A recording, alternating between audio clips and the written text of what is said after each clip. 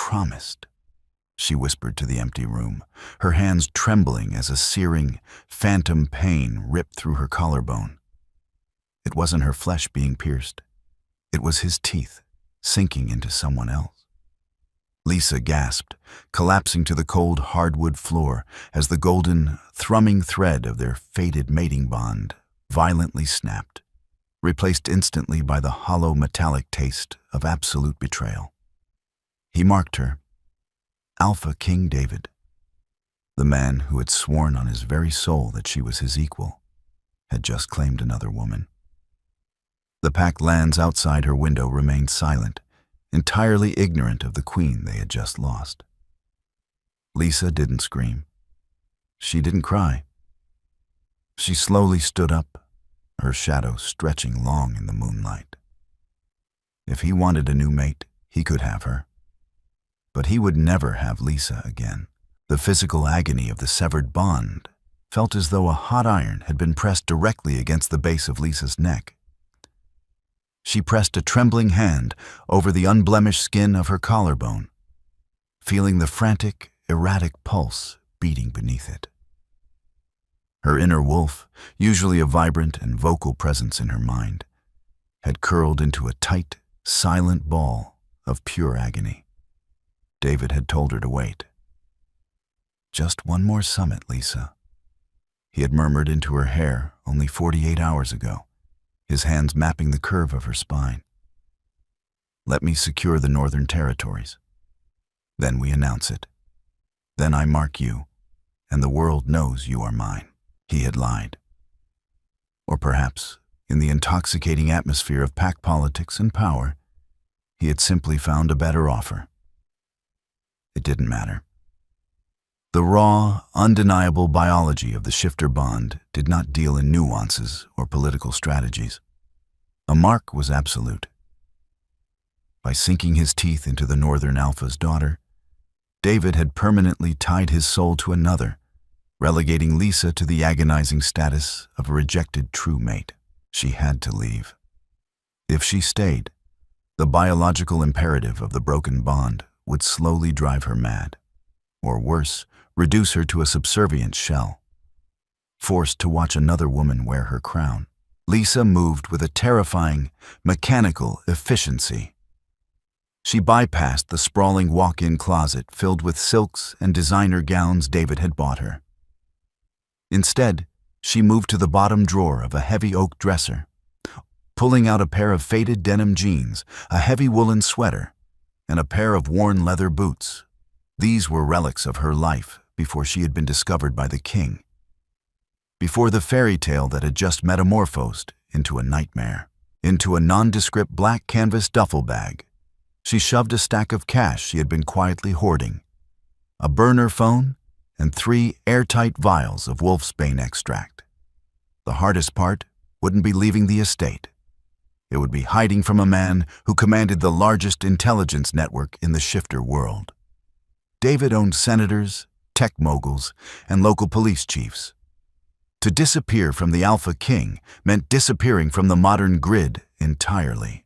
Lisa walked into the ensuite bathroom.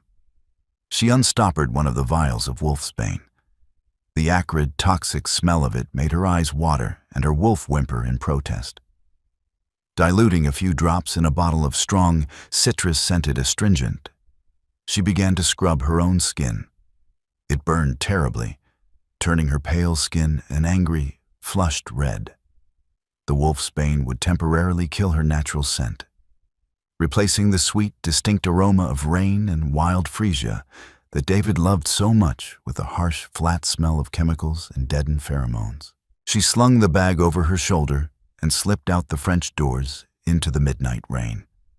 The Adirondack estate was heavily guarded, but Lisa knew the patrols. She knew that at 2:15 a.m., the eastern perimeter guards shifted their focus to the main gate for the changing of the watch. She moved like a shadow through the dripping pines, her boots making no sound on the damp earth. The cold rain was a blessing, washing away whatever trace of her the wolfsbane hadn't masked. By 4 a.m., she was standing under the flickering fluorescent lights of a deserted highway gas station, When the Greyhound bus pulled up, its air brakes hissing loudly in the quiet night. She paid the driver in damp $20 bills. She took a seat in the very back, leaning her head against the vibrating, condensation-streaked window. As the bus accelerated, pulling her further away from the packlands, Lisa felt a final, sickening tug in her chest, the absolute death of her fated bond. She closed her eyes, letting the darkness of the highway swallow her whole. 6 months later, Oak Haven, Oregon. The bell above the door of the Rusty Spoon Diner jingled, cutting through the low hum of the refrigeration units and the sizzle of bacon on the flat-top grill. "Table 4 needs a wipe down, Leah." Patty, the diner's manager, called out, not looking up from the cash register. "On it," Lisa replied, her voice smooth and devoid of its once aristocratic inflection. She grabbed a damp rag and a bottle of industrial sanitizer, moving swiftly toward the booth. Her hair, once a flowing, meticulously maintained cascade of dark waves, was now chopped bluntly at her shoulders and dyed a nondescript, mousy brown. The loose-fitting diner uniform hid the athletic, predatory grace of her shifter physique.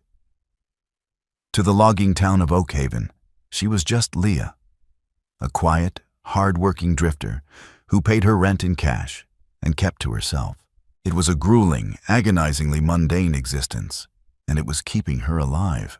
Wiping down the Formica table, Lisa caught her reflection in the rain-streaked window. She looked tired. The rings under her eyes were bruised purple, a testament to the chronic insomnia that plagued rejected mates. Every night, her wolf paced against the confines of her mind, howling for a connection that no longer existed. To survive the mental toll, Lisa had begun using a harsh silver nitrate soap. It was a dangerous, painful practice that left her skin perpetually dry and irritated, but it effectively suppressed her shifter aura. To any passing wolf, she would smell like nothing more than a sickly human. "Coffee, black, when you get a second, darlin'," a gruff voice said. Lisa turned. It was just Old Man Miller, a retired logger who came in every Tuesday. "Coming right up, Mr. Miller," she said, offering a tight, practiced smile. She walked behind the counter, reaching for the carafe.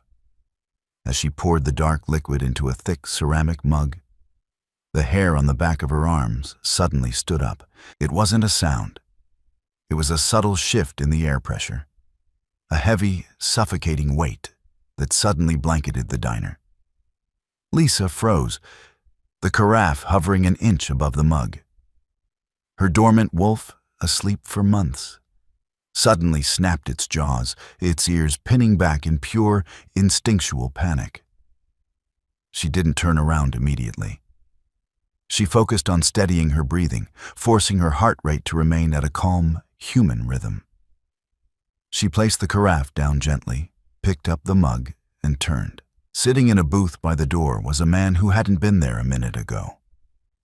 He was wearing a tailored dark suit that looked jarringly out of place in Oak Haven.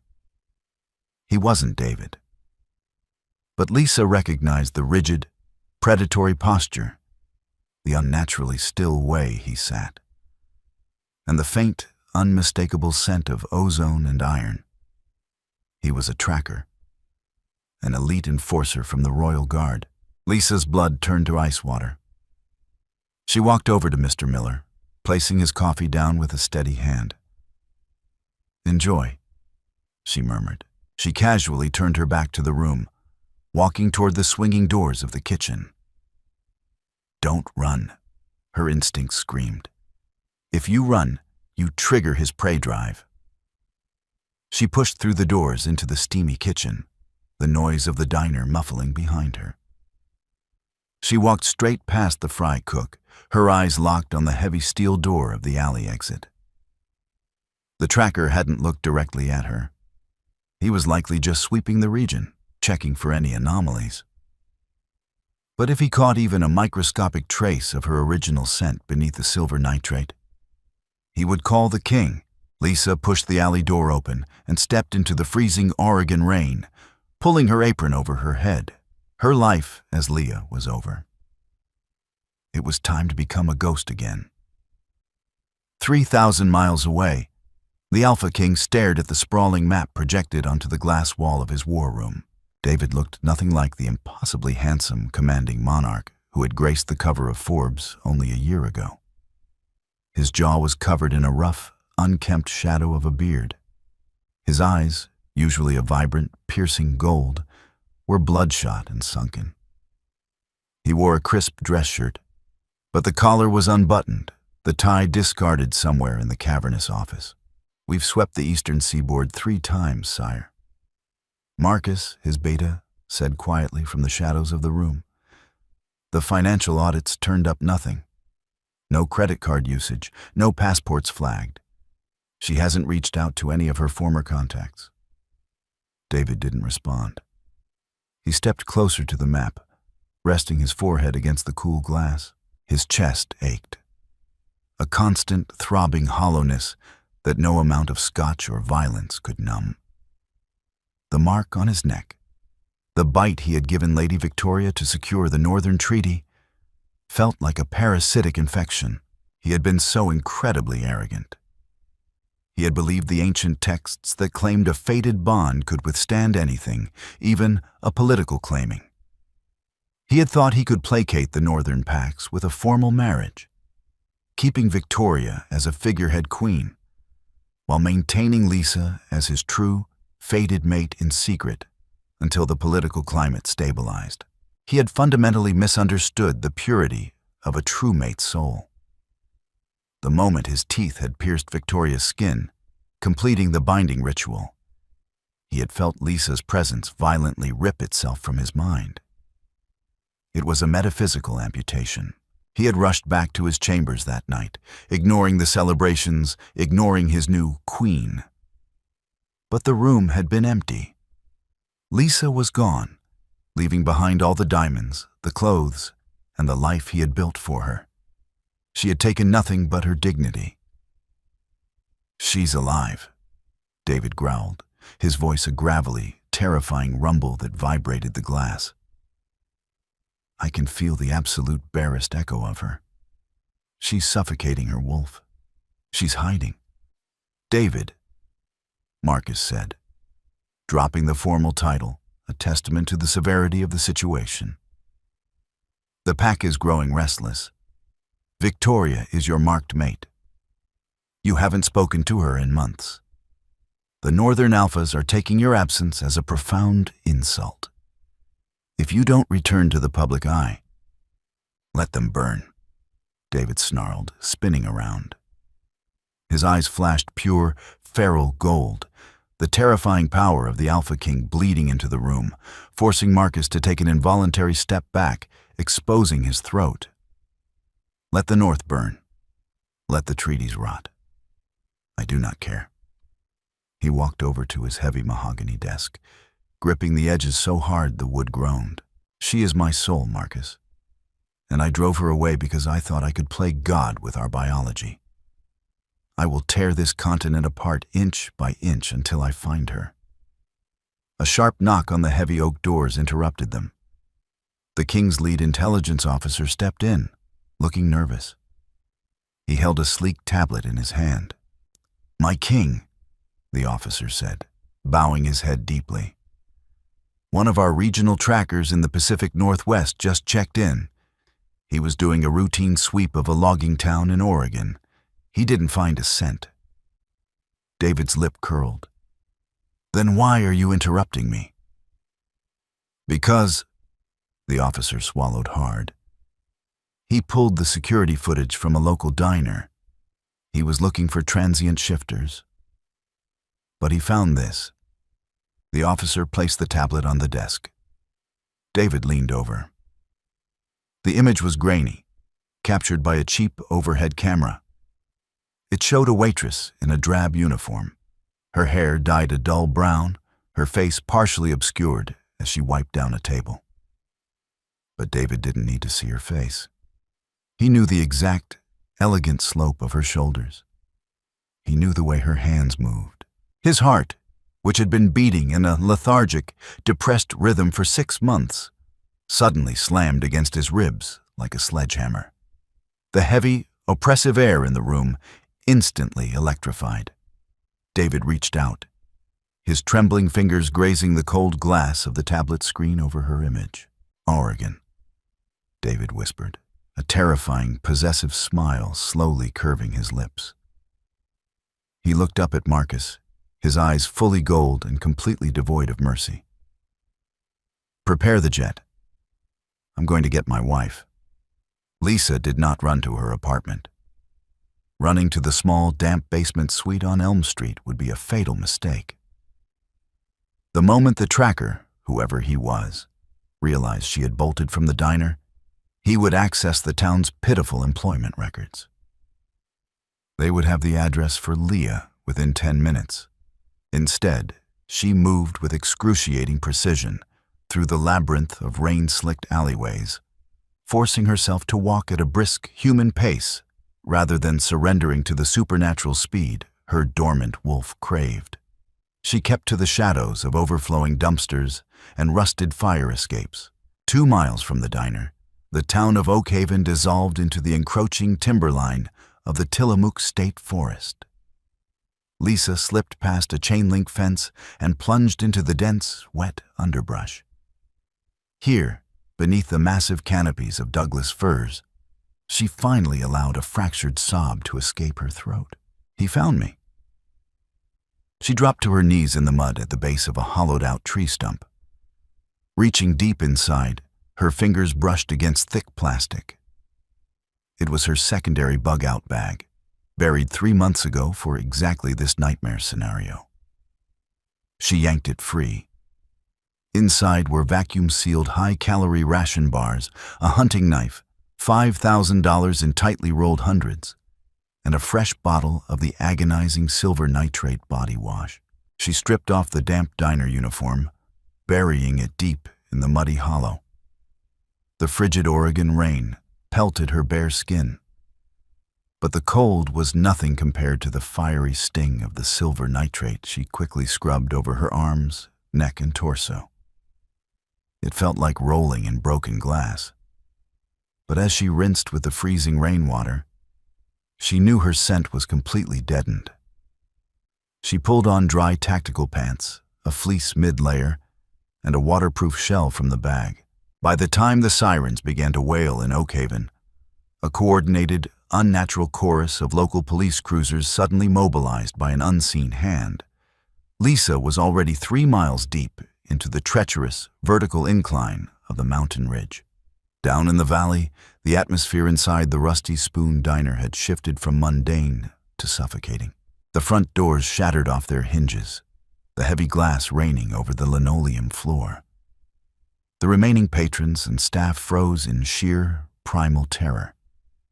The man who walked through the destroyed entryway did not look like he belonged in this realm, let alone this town. Alpha King David stood 6'4", an imposing monolith of tailored dark wool and suppressed, lethal violence. The air pressure in the room dropped instantly, popping the ears of the humans huddled in the booths. Behind him, a dozen elite royal guards fanned out, securing the perimeter with silent efficiency. David ignored the terrified humans. His glowing, gold-flecked eyes locked onto the tracker standing by the kitchen doors. "Where?" David's voice was barely a whisper, yet it vibrated in the chest cavity of everyone present. "She went out the back, sire," the tracker said, dropping to one knee, baring his neck in absolute submission. I was sweeping the room. I felt a spike in adrenaline, human level, but by the time I turned, she was through the doors. I tracked her to the alley, but what? David advanced, his boots crunching loudly on the broken glass. "Our scent, my king, it's entirely gone. Not masked, erased. I found traces of industrial bleach, but beneath it, there is a chemical signature. Silver nitrate. David stopped dead. The breath hitched in his throat. Silver nitrate was poison to their kind. It burned the skin, sickened the blood, and systematically starved the inner wolf into a coma. That she was subjecting herself to such torture just to hide from him hit David like a physical blow. He walked slowly to the booth she had been wiping down.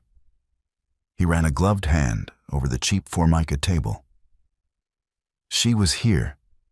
His true mate, the queen he was supposed to crown, had been wiping tables for spare change. The guilt, acidic and burning, surged up his throat, quickly calcifying into a ruthless, terrifying determination. "Lock down the county," David ordered, his voice echoing off the cheap acoustic ceiling tiles. "No vehicles in or out. Ground all civilian aircraft. I want drones in the air with thermal imaging, and I want a 50-mile perimeter established within the hour. She does not leave these woods." The fever hit Lisa around midnight. She had found shelter in a dilapidated logging outpost, a crumbling wooden structure half swallowed by moss and decay. The roof leaked, and the wind howled through the missing window panes. But it was out of the aerial view of the drones she could hear buzzing faintly above the tree line. She huddled in the corner, her knees pulled tightly to her chest, shivering violently. The silver nitrate was wreaking havoc on her immune system. Her skin was flushed and covered in micro blisters, and her joints ached with a deep, bone-rattling cold. Her wolf was silent, trapped beneath a suffocating blanket of chemical suppression.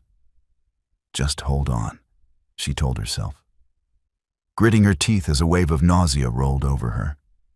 If you stop moving, he wins. In her fevered state, her mind cruelly played tricks on her. She thought she could smell his distinct scent, rich earth, cedar, and raw power.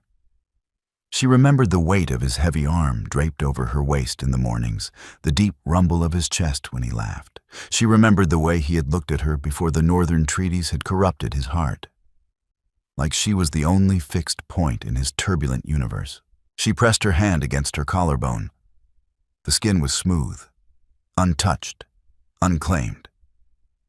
The phantom pain of the broken bond throbbed, a cruel reminder of the teeth that had sunk into Lady Victoria instead of her. "I won't be your dirty secret, David," Lisa whispered into the dark, her voice cracking. "I won't." Meanwhile, back in Oak Haven, David stood in the center of Lisa's basement apartment. His beta, Marcus, stood silently by the door as the king meticulously tore the place apart. David wasn't looking for clues. He was looking for pieces of her. He found a closet with 3 cheap, threadbare shirts. He found a pantry stocked with generic brand soup and stale crackers. Then he walked into the tiny, mildew-stained bathroom. Lining the edge of the rusted bathtub were empty bottles of industrial astringent and a harsh, black bar of homemade soap. David picked up the soap. It smelled strongly of lye and silver. He crushed it in his fist, the chemical burning even his hardened alpha skin. He stared at his reflection in the cracked mirror above the sink. He looked like a monster. He felt like one. He had driven his fated mate into extreme poverty and self-mutilation. He had traded her absolute loyalty for a political alliance that tasted like ashes in his mouth. Victoria's mark on his neck burned, a constant, itchy reminder of his colossal failure as a man and a king. With a guttural roar that shook the very foundations of the apartment building, David drove his fist into the mirror, shattering it into 1,000 glittering pieces. His knuckles bled, but he didn't feel it. "Sire," Marcus said softly, stepping carefully into the room. "The local police have established the roadblocks on Interstate 5 and Highway 26. The thermal drones have pinged several large heat signatures in the Tillamook forest, but the canopy is too thick to differentiate between elk and a shifter. We have teams moving in on foot." David looked at his bleeding hand, then down at the crushed silver soap in the sink. She's weak, Marcus. The silver is poisoning her. She can't stay in the woods for long without medical attention or real food. She'll have to make a play for the highway. She'll try to hitch a ride in something heavy to mask her heat signature. David's golden eyes narrowed. The strategic brilliance that made him king cutting through his emotional wreckage. Shift the bulk of the guards to the way stations and truck stops on Interstate 5. Check every single freight carriage. Tear them apart if you have to. I am going to the border myself. By dawn, the rain had stopped, leaving behind a thick, freezing fog that clung to the asphalt of Interstate 5. Lisa stumbled down the muddy embankment, her boots slipping on the wet grass. The fever had worsened. Her vision blurred around the edges, and her breath came in ragged, painful gasps. The silver nitrate was doing its job too well. Her shifter healing factor was completely suppressed, leaving her vulnerable to the elements like a fragile human. Through the fog, the blinding halogen lights of the Cascade truck stop cut through the gloom. It was a massive, sprawling concrete lot filled with idling 18-wheelers. But it was a fortress. Lisa crouched behind a rusted guardrail, her heart hammering against her bruised ribs. Bypassing the town had been difficult, but this was impossible. Mixed among the Oregon State Troopers' checking manifests were men in dark tactical gear. Royal Guards. They were physically checking the undercarriages of the trucks, running specialized scanners over the cargo holds. She had nowhere left to run. The forest behind her was swarming with tracker wolves. She could hear their distant, coordinated howls echoing over the ridge. Think, Lisa commanded herself, biting the inside of her cheek hard enough to taste copper, using the pain to anchor her fading consciousness. She watched the rhythm of the checkpoint. A massive double-trailer logging truck was slowly pulling toward the exit barrier. The driver was arguing with a state trooper out the window, waving a stack of paperwork. The Royal Guard assigned to that lane was distracted, turning his head to speak into his earpiece. It was a suicidal window of opportunity. Lisa slipped over the guardrail, moving with desperate, agonizing speed. She kept her body low, sliding through the greasy puddles of the parking lot, using the massive tires of an adjacent parked rig for cover. She reached the logging truck just as the air brakes released with a deafening hiss. She threw herself under the first trailer, her hands blindly grabbing for the thick metal axles. She hauled herself up, wedging her small, battered body into the narrow cavity between the rusted undercarriage and the massive mud flaps. The metal was freezing, and the smell of diesel exhaust was suffocating. The truck lurched forward. Lisa squeezed her eyes shut, clinging to the axle with the last remnants of her strength. Just get me past the gate. Just get me out of the county. The truck rolled toward the checkpoint. Lisa could see the heavy black boots of the guards standing just feet away from her hiding spot. The truck stopped again. "We need to inspect the undercarriage." A deep, commanding voice rang out, cutting through the low rumble of the idling engines. Lisa's blood froze in her veins. She knew that voice. It was a voice that had whispered promises against her skin, a voice that commanded armies. David was here. He was standing directly beside the truck. "I already showed the trooper my papers, buddy," the human driver yelled down. "Step out of the cab, now," David commanded, the lethal, absolute authority in his tone, leaving no room for argument. Lisa held her breath until her lungs burned. She pressed herself so flat against the metal she felt a bolt digging into her spine. The silver nitrate had masked her scent, but she was entirely exposed to a visual check. She watched David's boot step closer to the trailer. He paused.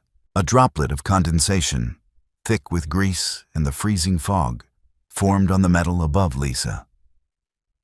It dropped, splashing directly onto her cheek, washing away a tiny, microscopic patch of the silver nitrate soap. It was barely a fraction of a drop, But for an alpha king standing 3 feet away, it was a beacon in the dark. David's boots stopped. His head slowly tilted down. He didn't bend over to look under the truck. He didn't need to. He stepped forward, his hand gripping the edge of the muddy fiberglass side panel. "Everyone stand down," David said, his voice dropping to a low, terrifying rumble that vibrated through the metal axle straight into Lisa's bones. I found her. The silence that fell over the Cascade truck stop was absolute and terrifying. It was the kind of quiet that precedes a catastrophic natural disaster. The idling engine of the massive logging truck seemed to choke on its own exhaust as the oppressive, suffocating weight of the Alpha King's aura blanketed the concrete lot. Beneath the freezing metal undercarriage, Lisa couldn't breathe. Her lungs, already compromised by the silver nitrate poisoning, seized in pure panic. David didn't shout. He didn't order his men to drag her out. Instead, the king of the eastern seaboard, wearing a bespoke suit worth more than the truck he was touching, dropped to his knees in the grease-stained, freezing mud. He leaned under the chassis, his golden eyes, glowing with a fierce, unnatural light in the gloom, locked onto her. For a fraction of a second, the relief in his expression was so profound, it looked like agony. But as his heightened vision adjusted to the shadows, absorbing the reality of her physical state, that relief fractured into absolute, unadulterated horror. Lisa was shivering so violently that her teeth clicked together. Her skin, where it wasn't smeared with black axle grease, was a mottled, angry canvas of chemical burns and deep purple bruising. Her eyes, once a vibrant, challenging hazel, were sunken and clouded with fever. "Lisa," he whispered, his voice cracking, shedding every ounce of its royal authority. It was the desperate sound of a starving man finding water. He reached his large hand into the narrow cavity. "Don't," Lisa croaked, her voice barely a dry rasp over the hiss of the air brakes. She shrank back, pressing her spine so hard against a metal bolt that it tore through her fleece jacket. "Don't touch me." David flinched as if she had driven a silver blade into his chest, but the scent of her failing biology, the sickly, metallic odor of a wolf slowly dying from suppression, overrode his hesitation. "You are dying," he said, his tone shifting into the rigid, unbreakable command of an alpha. "I am not leaving you here." Before she could fight him, his hand clamped around her waist. Even through her thick tactical clothing, his touch sent a violent, chaotic jolt through her system. It wasn't the warm, golden hum of their fated bond. It was a harsh, agonizing friction, a brutal reminder that his energy was now intrinsically tied to someone else. Lisa thrashed, her boots kicking wildly against the mud flaps. "Let me go! David, I swear to God, let me go!" She was a trained fighter, a female who had earned her place in the pack hierarchy through sheer grit before he ever noticed her. But she was running on fumes and poison. David pulled her from the undercarriage with horrifying ease, dragging her out into the blinding halogen lights of the checkpoint. The Oregon State Troopers gasped, their hands instinctively dropping to their sidearms at the sight of the king pulling a filthy, struggling woman from the mud. The Royal Guards immediately formed a tight, impenetrable perimeter around them, their faces completely impassive, though their eyes tracked the surrounding woods for threats. "Put me down!" Lisa screamed, her voice cracking as a fresh wave of nausea hit her. She struck his chest with her fists, leaving smears of black grease across his pristine white shirt. David didn't retaliate. He didn't even try to restrain her hands.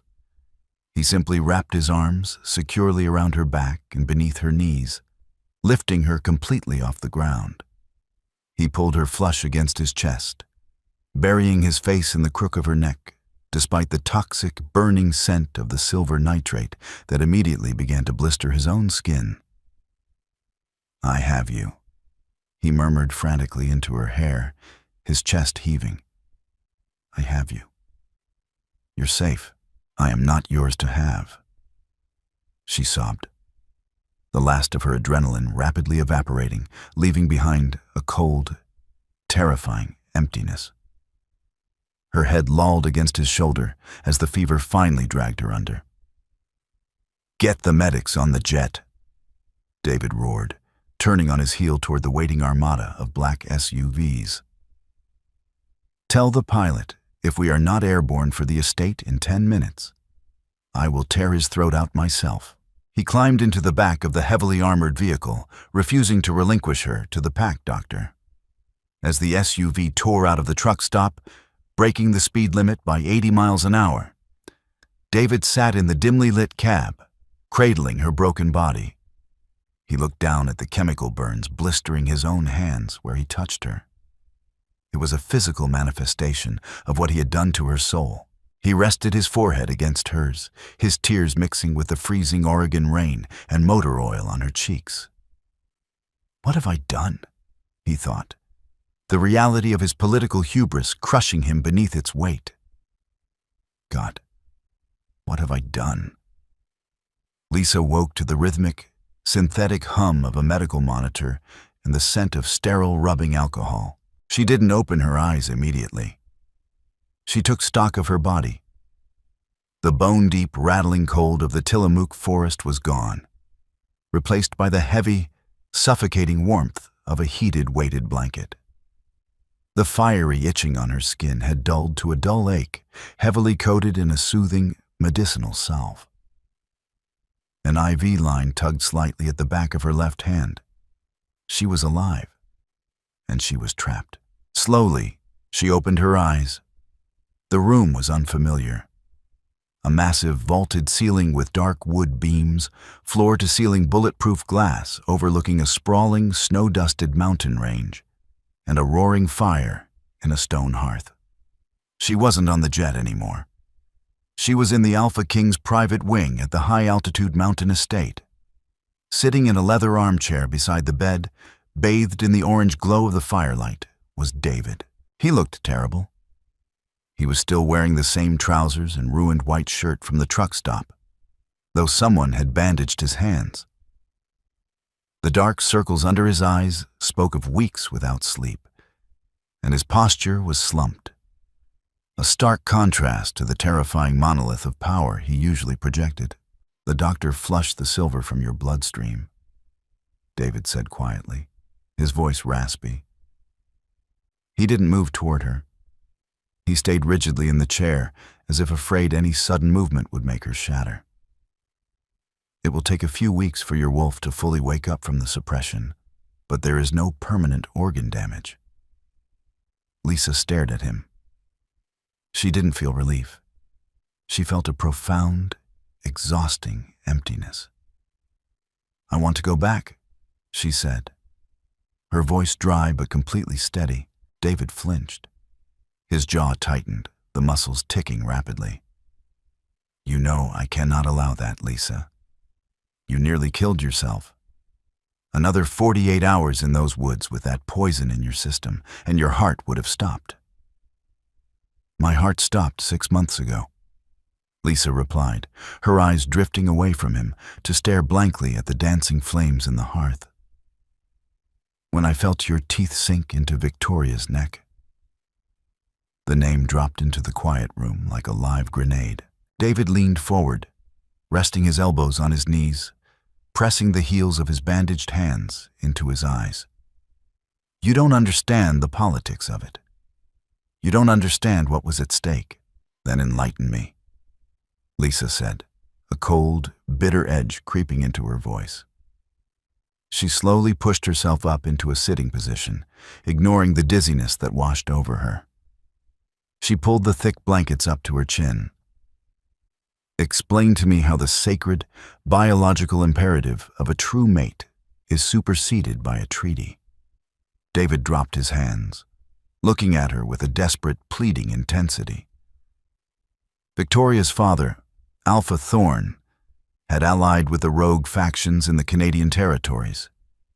He had an army of 4,000 wolves massing at the northern border. If I hadn't secured the alliance through a binding mark, a public, undeniable claiming of his daughter, they would have marched south. Thousands of our people would have been slaughtered, Lisa. Pups, elders. It would have been a massacre. He stood up, pacing the length of the rug at the foot of the bed. I arrogantly thought our fated bond was strong enough to withstand it. I thought I could give Victoria the title, the political theater, and keep my soul tied to you. I didn't know the bond would sever. I swear to you on my life, I did not know. Lisa watched him pace. She saw the genuine torment in his eyes, the heavy burden of a crown that demanded impossible choices. A part of her, the part that had loved him before the betrayal, ached to comfort him. But the reality of her broken biology was a wall of ice between them.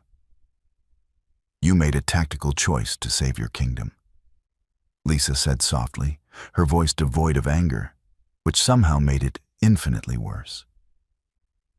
And I understand that, David. You are a king.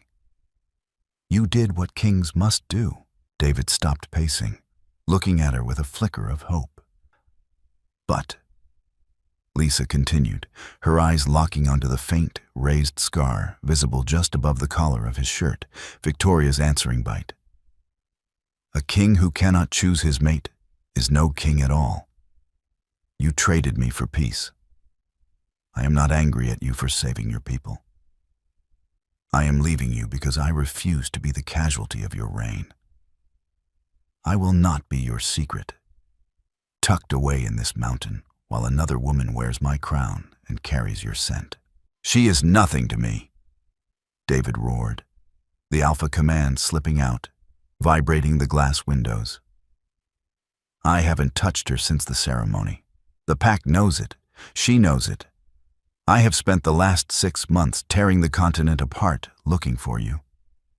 It doesn't matter, Lisa shouted back, the sudden burst of emotion tearing at her raw throat. Tears finally spilled over her lashes.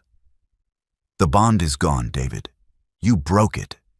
You can put me in a gilded cage. You can surround me with guards. But you cannot force my soul to recognize a man who gave himself to someone else. The silence returned, heavier and more suffocating than before. David stared at her, his chest heaving, the absolute truth of her words stripping away his final defenses. He had found her, but he had lost her entirely. The heavy oak doors of the medical wing burst open, shattering the tense silence. Marcus, the beta, stood in the doorway, his face pale and drawn tight with anxiety. My king, forgive the intrusion, but you have a catastrophic situation in the Great Hall. David didn't take his eyes off Lisa. I gave explicit orders not to be disturbed, Marcus. Alpha Thorn is here, sire. And Queen Victoria, Marcus said, the title tasting like poison in the room. They received word that you recalled the border guards and returned to the estate. Thorn is demanding an audience. He says your prolonged absence and neglect of his daughter is a breach of the treaty. He is threatening to mobilize the northern forces by dawn if you do not present yourself and solidify the mating. Lisa let out a hollow, humorless laugh. She looked at David, her eyes deadened. Duty calls, Your Majesty. Don't keep your queen waiting. David looked at Lisa, the golden light in his eyes slowly transforming from desperate grief into something chillingly absolute. The frantic energy that had consumed him for 6 months suddenly vanished, replaced by a terrifying, calm resolve. Marcus, David said, his voice dropping an octave, resonating with ancient, primal authority. Bring the pack elders to the Great Hall, all of them, and bring me the ceremonial silver. Marcus's eyes went wide with shock. Sire, you cannot mean— Do it, David commanded. He turned back to Lisa. Can you walk? Why? she asked, a flicker of genuine fear piercing her apathy. "What are you doing?" "I am going to fix what I broke," David said. He walked to the closet, pulling out a heavy, fur-lined cloak. He draped it gently over her shoulders. "You said a king who cannot choose his mate is no king at all." "You are right." Despite her protests, David helped her to her feet. The estate was eerily quiet as they walked down the sprawling stone corridors, the air thick with the impending storm. When the massive double doors of the great hall were thrown open, the noise hit them like a physical wave. Hundreds of pack members, elders, and regional alphas were gathered. At the center of the room stood Alpha Thorn, a massive, scarred brute of a man, and beside him, Lady Victoria, looking regal, furious, and deeply humiliated. The room fell dead silent as David entered, supporting Lisa at his side. "What is the meaning of this, David?" Thorn bellowed, his voice echoing off the stone walls. "You abandoned my daughter for half a year, and you return parading a filthy human stray in front of the pack?" A low, menacing growl ripped from David's chest, so loud and violent that Thorn involuntarily took a step back. "She is not a stray," David said, his voice carrying effortlessly to every corner of the vast hall. "She is Lisa, and she is my true, fated mate." Whispers erupted like wildfire among the elders. Victoria's face flushed dark red with rage. "You marked me, David. Before the gods and this pack, you bound yourself to me. A true mate bond means nothing once the physical mark is laid." "You are correct, Victoria," David said, walking slowly toward the center of the room, leaving Lisa standing near the entrance, supported by Marcus. "The mark is absolute. It binds the soul. It secures the treaty." He stopped a few feet from Thorn and Victoria. He reached out his hand. One of the oldest pack elders, trembling visibly, stepped forward and placed a long, intricately carved dagger into David's palm. The blade was forged of pure, unadulterated silver. Lisa gasped, her hands flying to her mouth. No, he wouldn't. To sever a completed mark without the death of a mate was an ancient, nearly forgotten lore. It required the Alpha to physically excise the bond from his own flesh using silver, a process so agonizing and biologically devastating that most who attempted it died of the shock. "David, no!" Lisa screamed, stumbling forward, but Marcus caught her arms, holding her back. "A treaty built on a lie is a rot that will eventually destroy us all," David announced, looking directly into Thorn's shocked eyes. "I took your daughter's mark to prevent a war. I betrayed my soul to save my crown. But I will no longer live as half a man." David turned the blade inward. Without a moment's hesitation, he drove the silver dagger directly into the juncture of his neck and shoulder, right through the center of Victoria's mark. Victoria screamed in phantom agony as the metaphysical tether connecting them was violently snapped. David dropped to his knees, choking on his own blood, the silver burning through his veins like liquid fire. The hall erupted into chaos. Thorn roared in fury, shifting into a massive gray wolf, preparing to tear the dying king apart. But a sound, louder and more terrifying than Thorn's roar, shattered the room. It was a howl, pure, untamed, and laced with absolute lethal dominance. Lisa broke free of Marcus's grip. The trauma of watching her mate mutilate himself had shattered the chemical suppression of the silver nitrate in a single heartbeat. Her wolf, dormant and starving for 6 months, exploded to the surface in a surge of protective fury. Her bones snapped and reformed in midair. Where the fragile, poisoned woman had stood, a massive, pitch-black wolf with glowing hazel eyes now landed on the stone floor. Lisa stood over David's bleeding, convulsing body, baring her teeth at Alpha Thorn. The sheer, terrifying power of a true queen defending her king radiated from her, forcing Thorn's wolf to whimper and lower his head in instinctual submission. Lisa gently nudged David's face with her snout. Through the haze of blood and silver, the king opened his golden eyes.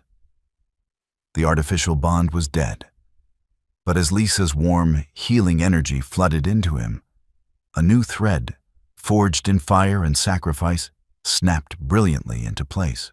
The Northern Treaty shattered that night, and though the threat of war lingered on the borders for years, the Eastern Pact had never been stronger.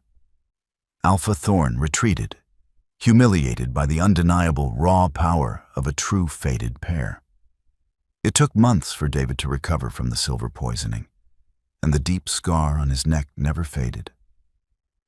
But every morning, as he woke to the scent of rain and wild freesia, he traced that scar with quiet gratitude. Lisa had not just returned to him. She had been crowned before the gods, proving that true loyalty cannot be legislated, and true love will tear down the world just to rebuild it right. If this dramatic tale of fated love, betrayal, and ultimate sacrifice kept you on the edge of your seat, please like this story, share it with your fellow romance readers, and subscribe for more thrilling, high-stakes shifter fiction.